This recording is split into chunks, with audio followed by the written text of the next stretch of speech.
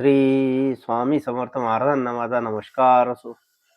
श्री साईबाबांना माझा नमस्कार असो. श्री संत गजानन महाराजांना माझा नमस्कार असो.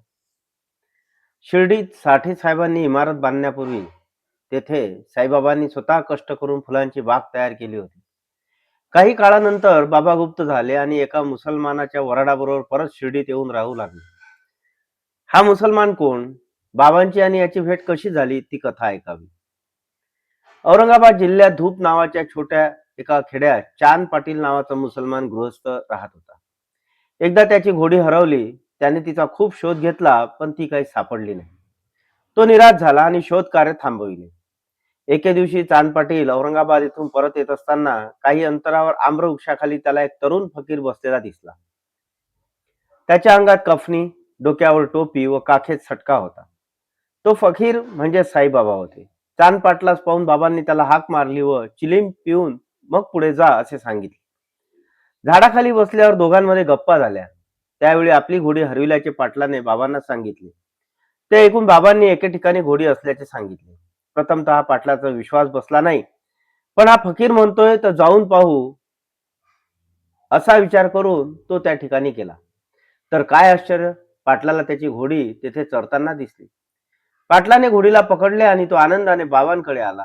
हा साधासुद्धा फकीर नसून कोणी देवदूतच आहे अशी त्याची खात्री पटली. त्यानंतर बाबांनी चिलीम भरली, पण निखारा कुठून आणायचा? तेव्हा बाबांनी आपल्या जवळचा चिमटा मातीत खुपसून निखारा काढला व चिलमेवर ठेवला. मग त्यांनी सटका जमिनीवर आपटून पाणी उत्पन्न केले. त्यात छापी भिजवली. ती चिलमेभोवती गुंडाळून ते दोघे चिलीम उडू लागले. पाटलाने बाबांना विनंती करून आग्रहाने आपल्या घरी नेले. बाबा काही दिवस चांद पाटलाकडेच राहत होते. पुढे त्याच्या घरचे लग्न निघाले. नवरी मुलगी शिर्डीची होती म्हणून पाटलाचे वरात शिर्डीच निघाले.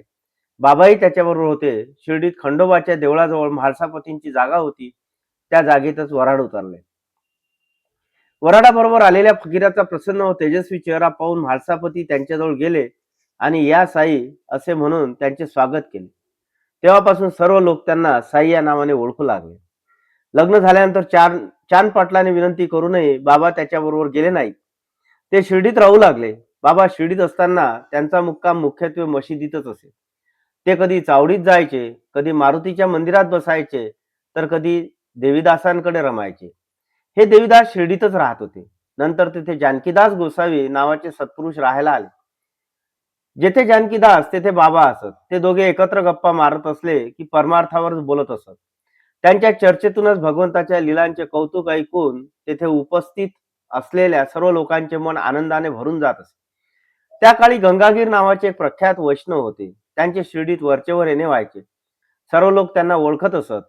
एके दिवशी ते शिर्डीत आले असताना बाबांची आणि त्यांची दृष्टीभेट झाली. बाबांची चैतन्यमय मुद्रा पाहून ते म्हणाले, शिर्डीचे मोठे भाग्य आहे, म्हणूनच बाबांसारखे अमोल रत्न येथे राहत आहे. अक्कलकोटच्या स्वामी समर्थांचे शिष्य आनंदनाथ हे येवल्यास राहत होते. शिर्डीतील काही मंडळी त्यांच्या दर्शनास गेली होती. आनंदनाथ त्यांच्या बरोबर शिर्डीत आले. त्यांनी बाबांना पाहिले व म्हणाले, हा हिरा आहे, याची कीर्ती सर्वत्र पसरेल. हे माझे शब्द लक्षात ठेवा.